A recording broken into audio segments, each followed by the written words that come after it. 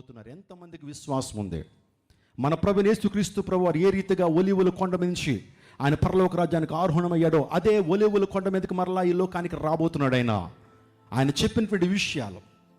చెప్పిన విషయాలు నెరవేర్చబడుతూ ఉన్నాయి. పేతురు మహాశయుడు అంటాడు, మొదటి పేతురు రాసిన పత్రిక 4:7 అన్నిటి అంతము సమీపించినది కనుక. చదువుతారు ఒకసారి?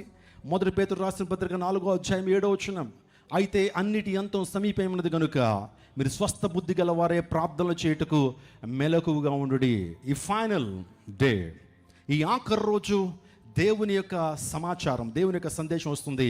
అన్నిటి అంతం సమీపించబడుతుంది కాబట్టి మీరు స్వస్థ బుద్ధి కలిగినటువంటి వారే మెలకువగా ఉండి ప్రార్థన చేయండి. క్రైస్తవ జనాంగమా, అన్నిటి అంతం సమీపం అవుతా ఉంది. మీరు కంటితో చూస్తున్న ఈ భౌతిక పదార్థాలు, కంటితో చూస్తున్నటువంటి ఈ యొక్క 5 ఎలిమెంట్స్, పంచభూతాలు మిక్కుటమైన వేండ్రంతో ఏమైపోయే దినం రాబోతూ ఉంది. లోకము దాని ఆశలు గతించిపోతాయి, ఏది శాశ్వతం కాదు. చెప్తున్న నేను ఒకనాటికి మరణిస్తాను, వింటున్న మీరు ఒకనాటికి మరణిస్తారు. చూస్తున్న సూర్యుడు కూడా ఒకనాటికి అంతరించిపోతాడు, చూస్తున్నటువంటి చంద్రుడు ఒకనాటికి అంతరించిపోతాడు. దేవుని లేఖనం చెప్తుంది అన్నిటి అంతము సమీపిస్తూ ఉంది. మీరు కనుక కొద్ది ఫిజిక్స్ చదువుకుంటే ప్రతిరోజు కూడా సూర్యులో శక్తి తరిగిపోతుంది, విశ్వంలో శక్తి తరిగిపోతుంది. విశ్వానికి ఒక అంతం ఉంది. అందరూ పెట్టే చాలా సినిమాలు కూడా వచ్చేసినాయి కదా, యుగాంతం అని, ఈ సృష్టి అనేది ముగించబడుతుందని. అన్ని మత గ్రంథాల్లో కూడా చెప్పుకుంటూ వచ్చారు యుగాంతం ఉందని. బైబిల్ కూడా చెప్తోంది పంచభూతాల మిక్కుటమైన వేండ్రతో ఏమైపోయే దినం రాబోతూ ఉంది. యేసు ప్రభు వారు కూడా ఈ లోకానికి చెప్పిన మాట అదే. అంత్య దినాల గురించి మాట్లాడుతున్నాడు, అపాయకరమైన దినాల గురించి మాట్లాడుతున్నాడు, యుగ సమాప్తి గురించి ఆయన మాట్లాడుతున్నప్పుడు శిష్యులు అడిగారు యుగ సమాప్తికి సూచనలు ఏంటన్నప్పుడు యేసు ప్రభు వారు చెప్పారు, సూచనలు ఇచ్చారు.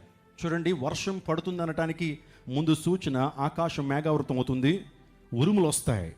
ఒక గర్భిణీ స్త్రీ డెలివరీ అవుతుందనడానికి ముందు పురుటింపులు వస్తాయి. అదే రీతిగా ఈ విషయం కూడా, యుగ సమాప్తి కూడా సూచనలు ఉన్నాయి. అది యేసుక్రీస్తు ప్రభువు మత్తయి సువార్త 24 చాలా స్పష్టంగా చెప్తూ వచ్చాడు. మీరు యుద్ధాల గురించి, యుద్ధ సమాచారాల గురించి మీరు వింటున్నారా లేదా? ఉక్రెయిన్ రష్యా వార్ గురించి విన్నా, పాలస్తీనా ఇజ్రాయెల్ వార్ గురించి విన్నా, భారతదేశం పాకిస్తాన్ యొక్క యుద్ధం గురించి మనం వింటున్నాం. ఇంకా మనం ఆలోచన చేస్తే ప్రపంచంలో యుద్ధాలు జరుగుతున్నాయి. మీరు అన్నాడు, మీరు యుద్ధాల గురించి, యుద్ధ సమాచారాల గురించి మీరు వింటారు. కరువులు సంభవిస్తాయి, అనేకులు అక్రమం విస్తరించడం చేత ప్రేమ చల్లారిపోతుంది, మోసగించబడేటువంటి అనుభవాలు ఉంటాయి. అంత మాత్రమే ఇక చాలా విషయాలు చెప్తూ వచ్చాడు. అక్రమం విస్తరించడం చేత ప్రేమ చల్లారిపోతుంది, కరువులు సంభవిస్తాయి, ఆ తర్వాత రోగాలు అధికమవుతాయి, జ్ఞానం అధికమవుతా ఉంది అని అలా చెప్పుకుంటూ ఒక మాట అంటాడు, విశ్వాసులు సకల జనుల చేత ద్వేషింపబడతారు అనే విషయాన్ని చెప్పుకుంటూ ఆయన అక్కడ అంజూరపు చెట్టు గురించి అక్కడ మాట్లాడుతూ వస్తాడు. మీరు మత్తయి సువార్త 24 అంజూరపు కొమ్మ లేతదై చిగురించినప్పుడు వసంతకాలము ఇంకా సమీపంగా ఉన్నదని మీకు తెలియను, ఆయన సమీపమునే ద్వారం దగ్గరే ఉన్నాడని తెలుసుకొనుడి. ఏంటి ప్రవచనం? అంజూరపు చెట్టు లేతదై చిగురించినప్పుడు వసంతకాలం వస్తుందట. కానీ యేసుక్రీస్తు ప్రభు వారు ఈ విషయాన్ని ఏ సందర్భంలో మాట్లాడుతున్నాడంటే, ఆయన రెండోసారి ఈ లోకానికి వస్తాడు అనేటువంటి సందర్భం గురించి మాట్లాడుతున్నాడు. అంజూరపు కొమ్మ దేనికి సాదృశ్యం అంటే, అంజూరపు కొమ్మ ఇశ్రాయేల్ దేశానికి సాదృశ్యం. అంజూరపు కొమ్మ అంటే అంజూరపు చెట్టు చిగురించడం అంటే ఇశ్రాయేల్ దేశానికి స్వాతంత్రం రావటం, ఇశ్రాయేల్ దేశం చిగురించడం, ఇశ్రాయేల్ దేశము వర్ధిల్లటం అనేటువంటిది యేసుక్రీస్తు ప్రభు రెండవ రాకడకు సూచన. చరిత్ర ఒక్కసారి ఆలోచన చేస్తే, అబ్రహాం నుంచి ఇస్సాకు పుట్టాడు, ఇస్సాకు నుంచి యాకోబు వచ్చాడు, యాకోబు యొక్క 12 గోత్రాలే ఇశ్రాయేలీలు. ఈ రోజున యాకోబు నుంచి 12 గోత్రాలు ఇశ్రాయేలీలు. ఇశ్రాయేల్ దేశం అనేది ఇప్పటిది కాదండి. చాలామంది అంటున్నారు ఇశ్రాయేల్ దేశం ఇప్పుడిది. వాస్తవానికి ఇశ్రాయేల్ దేశమే పాలిస్తానని ఆక్రమించుకుందని అన్నారు. లేదండి, చరిత్ర మనం ఆలోచన చేస్తే సుమారుగా 3,500 సంవత్సరాలు, 4,000 సంవత్సరాల క్రితమే ఇజ్రాయేల్ అనేటువంటి ఆ మాట మనం చూస్తుంటాం. అబ్రహాము సంతానం. వాస్తవానికి ప్రపంచంలో అబ్రహాం ఎకార్డ్ అని పిలుస్తారు. ఇప్పటికీ ప్రతి సంవత్సరంలో కూడా చాలామంది అబ్రహాం ఎకార్డ్ని నమ్ముతారు. దాని గురించి ఒడంబడికలు జరుగుతూ ఉంటాయి. అంటే వారు నమ్మేది ఎటువంటిది ఏంటంటే, క్రైస్తవులు, ముస్లింలు, ఆ తర్వాత యూదులు ఒకే తండ్రి నుంచి వచ్చాం, అందరూ బట్టి మనం గొడవలు ఆడుకోకూడదు, అందరూ బట్టి యుద్ధాలు ఆడుకోకూడదని వారందరూ కూడా సమిష్టిగా ఉండి ఆ ట్రీటీ చేస్తూ ఉంటారు. దాన్ని అబ్రహాం ఎకార్డ్ అంటారు. ఆలోచన చేయండి, ఈ రోజున యూదులైనటువంటి వారు ప్రబలటం, యూదులైనటువంటి వారు ఆశీర్వదించబడటం, యూదులైనటువంటి వారు ప్రపంచానికి దీవెనకరంగా మారటం అనేది యేసుక్రీస్తు ప్రభు రెండో రాకడ సూచన. యేసుక్రీస్తు ప్రభు రెండోసారి లోకానికి రావడానికి ప్రధానమైన సూచన ఏంటంటే అంజూరపు కొమ్మ లేతదై చిగురించినప్పుడు వసంతకాలము సమీపిస్తుంది. అది ఎలా నెరవేర్చబడింది పాస్టర్ గారు అంటే కనుక జాగ్రత్తగా మీరు ఆలోచన చేయండి. దావీదు కుమారుడు సొలొమోను ద్వారా మందిరం కట్టబడింది. ఆ ఓర్నాను కళ్ళాన్ని అంటే 14 ఎకరాల భూమిని దేవుడు చెప్పాడు దావీదుకి. ఏమని తెలుసా? ఆ ఓర్నాను కళ్ళాన్ని, ఆ పొలాన్ని మీరు కొనుగోలు చేయండి, అక్కడ నా మందిరాన్ని నిర్మించాలన్నప్పుడు దావీదుకి అవకాశం ఇవ్వలేదు. దావీదు చాలా యుద్ధాలు చేసావయ్యా, నువ్వు నీ చేతులు రక్తసిక్తమైనవి, రక్తముతో నింపబడినాయి, కాబట్టి ఇటువంటి చేతులతో నా మందిరం కట్టడానికి నీకు యోగ్యత లేదు, కానీ నీ కుమారుని ద్వారా మందిరం కట్టబడుతుంది, నేను కట్టిస్తానని సొలొమోను ఏర్పాటు చేసుకున్న తర్వాత అద్భుతమైనటువంటి ఆ మందిరాన్ని నిర్మిస్తాడు సొలొమోను. ఆ తర్వాత బబులోనీయులు వచ్చారు, ఆ మందిరాన్ని పడగొట్టిన తర్వాత మరలా మనకు తెలుసు ఎజ్రా టైంలో, నెహెమ్యా టైంలో మరలా మందిరం తిరిగి కట్టబడింది, తిరిగి మరమ్మతులు చేయబడ్డాయి. చక్కగా ముందుకు సాగిపోతున్న టైంలో యేసుక్రీస్తు ప్రభువారు వచ్చారు.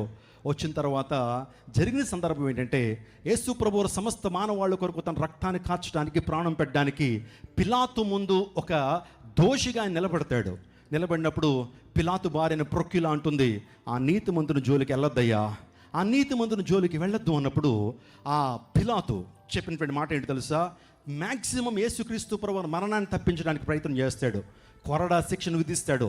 అయినా సరే ప్రజలు ఒప్పుకోరు. ఆయనకి సిలువేయండి అన్నప్పుడు మాకు ఒక ఆచారం ఉందయ్యా, రోమన్ చట్టం ప్రకారం మాకు ఆచారం ఉంది, ఒక వ్యక్తిని తప్పించి మరొక వ్యక్తికి సిలువ వేసేటువంటి అధికారం మాకు ఉంది. కాబట్టి బరబ్బా అనేటువంటి వ్యక్తి ఆల్రెడీ జైల్లో ఉన్నాడు, బరబ్బాను సిలువేస్తాను, యేసు ప్రభువుని విడిచిపెడతానంటే ప్రజలందరూ కూడా ముక్త కంఠంతో అరిచారు, బరబ్బాను విడిచిపెట్టండి, యేసును సిలువేయండి, బరబ్బాను విడిచిపెట్టండి, యేసును సిలువేయండి అన్నప్పుడు వెంటనే ఒక ప్లేట్ తీసుకుని ఆ ప్లేట్లో ఉన్నటువంటి నీళ్లను తీసుకుని దాంట్లో కడుక్కుంటూ ఒక మాట అంటాడు, ఈ దోషము మా మీద మా బిడ్డల మీద ఉండకుండును గాక అని పిలాతు అంటే ప్రజలు అంటారు, ఆ దోషం ఏదో మా మీద మా పిల్లల మీద ఉండునుగాక అని అరిచారండి.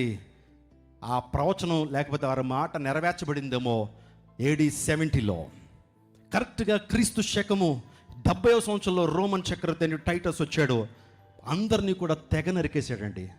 వేడి తారుని తీసుకొచ్చి వాళ్ళ మీద పోసి అనేక మంది స్త్రీలను చంపేసి, పిల్లలను చంపేసి భయంకరమైన మారణ హోమం యెరూషలేం వీధుల్లో జరిగితే ఇశ్రాయేలు చెదిరిపోయారు, అనేక దేశాలకు చెదిరిపోయారు. ఆశ్చర్యకరమైన విషయం ఏంటంటే ఆ ఇశ్రాయేల్ మన గుంటూరు కూడా వచ్చారు. అనేక దేశాలకి చెదిరిపోతే ఇశ్రాయేల్ అందరూ బిక్కును ఉంటున్నారు. ఆ టైంలో యెరూషలేము, ఇజ్రాయేలు, పాలస్తీనా దేశము, ఆ ప్రాంతం అంతా కూడా సమాధి దెబ్బగా మార్చబడిపోయింది. ఎక్కడ చూసినా ఆ కట్టడాలన్నీ కూడా పడగొట్టబడ్డాయి. ప్రార్థన చేస్తూ వచ్చారయ్యా, మరలా మాకు సొంత దేశం కావాలి. అబ్రహాము, ఇస్సాకు, యాకోబులకి ఇచ్చిన కనాను దేశం, వాగ్దాన దేశం మాకు మరలా కావాలని యూదులు మొర పెడుతూ వచ్చారు. దేవుడు వారు మొర ఆలకించాడు. 1948 మే 14వ తారీఖున ఐక్యరాజ్య సమితి ద్వారా ఇశ్రాయేల్కి ఇండిపెండెన్స్ వచ్చింది. హల్లెలూయా! దేవుడు ద్వారం తెరిచాడు, వారు చిగురించడం మొదలెట్టారు. ఇశ్రాయేల్ అందరూ కూడా మరలా చిగురించడం మొదలుపెట్టారు. మే 14, 1948వ సంవత్సరం ఇశ్రాయేల్కి ఇండిపెండెన్స్ వస్తే ఇప్పుడు వారందరూ కూడా మరలా తిరిగి సమకూర్చబడతారు. అదే విషయాన్ని ప్రభు చెప్తూ వచ్చాడు, అంజూరపు కొమ్మ లేతదై చిగురించినప్పుడు వసంతకాలము సమీపిస్తుంది, నేను ద్వారం దగ్గరే ఉన్నాను. అంటే ఇజ్రాయెల్ దేశం మరలా చిగురించడము, ఇజ్రాయెల్ దేశం మరలా ప్రబలటము, ఇజ్రాయెల్ దేశం ప్రపంచానికి ఒక దీవెనకరంగా మారటం అనేటువంటిది అది యేసుక్రీస్తు ప్రభు రాకడ సూచన. ఈరోజు ఇజ్రాయెల్ దేశం గురించి ఎంత చెప్పినా తక్కువే అండి. దాని జనాభా 98 లక్షలు, 1 కోటి మంది కూడా లేరు. మన ఆంధ్రప్రదేశ్లో అనంతపూర్ ఎంతైతే ఉంటుందో అంత ఉంటుంది ఇజ్రాయెల్ దేశం. కానీ ప్రపంచానికి అనేకమైన జ్ఞానాన్ని ఇస్తున్నటువంటి వారే. మీకు అందరికీ ఐరన్ డోమ్ గురించి తెలుసు. ఇజ్రాయెల్ మీద ఏ ఒక్కరు కూడా ఏ మిసైల్ వేయలేరు, ఎందుకంటే వారి దగ్గర టెక్నాలజీ అంత గొప్పది. రాడార్ వ్యవస్థ ద్వారా ఆకాశంలోనే ఆ మిసైల్ని, ఆ బాంబుల్ని పసిగట్టి అక్కడే పేల్చగలుగుతుంది. ఈ ప్రపంచంలో అంత గొప్ప టెక్నాలజీ ఎవరి దగ్గర లేదు. మీరందరూ ఫోన్ వాడుతున్నారే, ఆ ఫోన్ ఎవరు కనిపెట్టారు అనుకుంటున్నారు? ఇజ్రాయేలీలే కనిపెట్టారు. ఫోన్లో ఉన్నటువంటి కెమెరాతో సెల్ఫీ తీసుకుంటారు, ఆ సెల్ఫీ కూడా ఇజ్రాయేలే కనిపెట్టారు. ఈ ప్రపంచానికి ఆ వ్యవసాయం ఎలా చేయాలో చెప్పేది ఇజ్రాయెల్ దేశమే. డ్రిప్ ఇరిగేషన్ కావచ్చు. నిజంగా ఆ దేశంలో వారు వాడినటువంటి ఆ యొక్క డ్రైనేజ్ వాటర్ని వారు శుద్ధీకరిస్తూ వారు పంటలు పండించుకుంటున్నారండి. వారికి నదులు లేవు, మనకు వలె గోదావరి, కృష్ణా నది, గంగా, యమున, తపతి ఇలాంటి నదులు లేవు. లేకపోయినప్పటికీ వాడుకున్నటువంటి నీళ్లతో వాటిని శుద్ధి చేసి వారు పొలాల్ని పండించుకుంటున్నారు. సముద్రపు నీటిని కూడా, ఉప్పు నీటిని కూడా మంచినీటిగా చేసుకుని అద్భుతమైనటువంటి వ్యవసాయం చేస్తున్నాడు. ఎవరైనా ఇజ్రాయెల్ దేశానికి వెళ్తే వారు నిమ్మకాయని ఒక్కసారి తీసుకుని ఇలా పిండండి, గ్లాసుడ్ జ్యూస్ వస్తుంది. మన నిమ్మకాయ ఎంత ఏమండి? ये सुन, रिश्वत सोन पापड़ी के डब्बे में देने का, क्योंकि उसको कोई खोलता ही नहीं है। किसी ने सही कहा है, man's greatest need is to feel needed. लेकिन प्यार क्या होता है मैंने कभी जाना ही नहीं। कैसा है तू? ए तेरी आवाज नहीं आ रही, कैसा है तू? मेरी थेरेपिस्ट कहती थी ओपन अप, पर ओपन अप टू हूम? किसी की झप्पी, प्यार भरी पप्पी बस सपने में ही आती थी। हो गया 3 जनी से, चल। और फिर आंखें खुल जाती। सोचता था भगवान ने मुझे बनाया ही क्यों।